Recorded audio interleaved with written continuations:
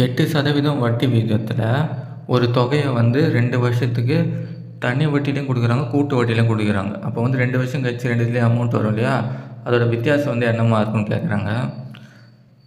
சரி, ஃபஸ்ட்டு 2 வருஷம் வித்தியாசம், 2 வருஷம் கொடுத்துட்டு வித்தியாசம் கேட்டாங்கன்னு வச்சிங்கன்னா இந்த ஃபார்முலா. 3 வருஷம் கொடுத்துட்டு வித்தியாசம் கேட்டாங்கன்னா இந்த ஃபார்முலா. இப்போ வந்து 2 வருஷம் தானே கொடுத்துருக்காங்க, அப்போ இந்த ஃபார்முலா தான் யூஸ் பண்ணோம். இதுவும் ஒரே மாதிரி தான் இருக்குங்க பாருங்கள். PR²/100². இங்கே வந்து PR² பக்கத்தில் 300+Rன்னு ஒரு வார்த்தை சேர்த்துக்குங்க. இங்கே வந்து 100² பதில் கீழே வந்து என்ன பண்ணணும், 100³ போட்டுக்கணும், அவ்வளோதான். சரி, இப்போ வந்து குத்துக்கிட்டு அப்படியே எழுதிக்கலாம். இந்த ஃபார்முலா எழுதிக்கணும். இந்த ஃபார்முலா சப்ஸ்டிட் பண்ண வேண்டியதுதான். பிரின்சிபல் வந்து இது அசல் தெரியாதுலேயே அப்படியே வச்சுக்கலாம். அதுதான் நம்ம கண்டுபிடிக்கணும். அடுத்தது வட்டி விகிதம் இது 8 ஆச்சா, R² 8 × 8 கீழே வந்து 100² வித்தியாசம் கொடுத்துட்டாங்க 768. இப்போ பிஎம் மட்டும் இந்த மட்டும் வச்சுக்கிட்டு இது சைடு போனால் ரெசிப்ரோக்கல் ஐட்டம் எல்லாமே 8 டேபிள் ஏதாச்சுன்னு நான் இது வந்து 96 வாட்டி வரும். 96 வாட்டி வரும். 768 ஆச்சிங்கன்னா மறுபடியும் 8 டேபிள் ஆச்சுன்னா இது 12 வரும்.